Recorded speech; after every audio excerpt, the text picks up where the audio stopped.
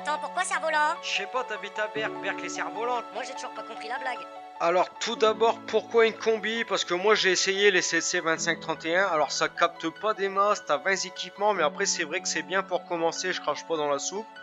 Tout ça, ça a l'air pas trop mal, mais t'es dans les 20 équipements. Celui-là, ça a l'air pas mal, mais c'est pas très plug and play et t'as pas trop de retour. Celui-là, j'en ai entendu parler, alors il paraît que ça marche super bien, mais c'est pareil, c'est pas très plug and play. Le type, il a pas voulu installer l'antenne parce qu'il fallait souder. Et donc t'as la combi, elle tu la trouves à 35 balles les jours de bonne promo. Et là t'as 100 équipements et on est en plug and play les copains. Alors pourquoi MQTT? Parce que MQTT par rapport à des comptes c'est quand même plus rapide. Vous pourrez dire tout ce que vous voulez, c'est vrai. C'est compatible avec tout. Et il y a certains problèmes sur le plugin des cons qu'on rencontrera pas du tout sur MQTT. Vous allez voir, la configuration au final est quand même assez simple malgré que ce soit du MQTT. Alors on va lancer la commande ls USB pour vérifier que notre combi est bien branché en USB sur la machine qui reçoit JDOM. Donc moi pour l'information je suis sur un serveur Zigbee to MQTT déporté de ma machine. Donc voilà, ma combi est bien branchée en USB, on va pouvoir commencer. Et pour votre information, on peut installer sudo, ça permet de copier directement les commandes parce que...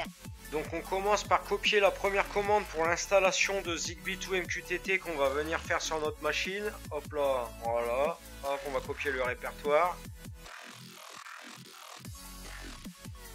Ensuite on va installer les paquets nécessaires.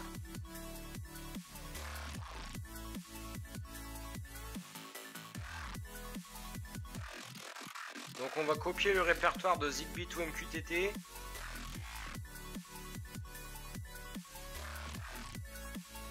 Alors pour ceux qui utilisent des Pi, c'est Pi, l'user.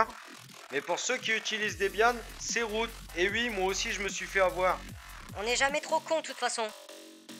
Ouais, enfin surtout toi, hein.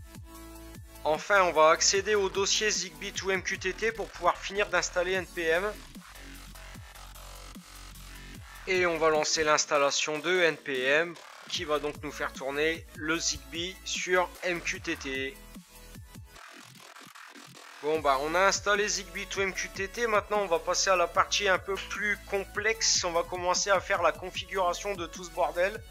Donc c'est le moment où... On va boire une bière, on se barre en courant. On dit aux mecs de s'abonner. Mais non, bande de nazes, on leur dit de commencer la configuration. Exactement Alex, donc voici la commande pour accéder au fichier de configuration. Je vous la mettrai en description.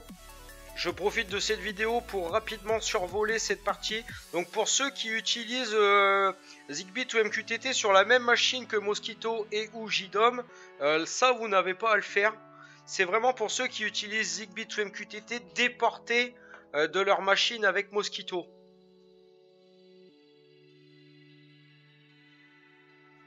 Et donc on va rentrer l'adresse IP de votre serveur ainsi que le mot de passe et l'identifiant pour se connecter à Mosquito. On va le décommenter, on va retirer le dièse devant.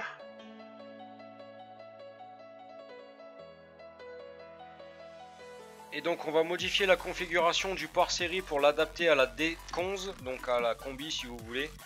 On va sur le config.yaml, on va donc modifier le port. Alors moi je supprime tout et je copie et je colle directement la partie que j'ai prise sur le site. Voilà. Hop là. Voilà, donc ça c'est ce qu'il faut en principal dans un config.yaml. On va supprimer la petite ligne, voilà, ça évitera de bugger.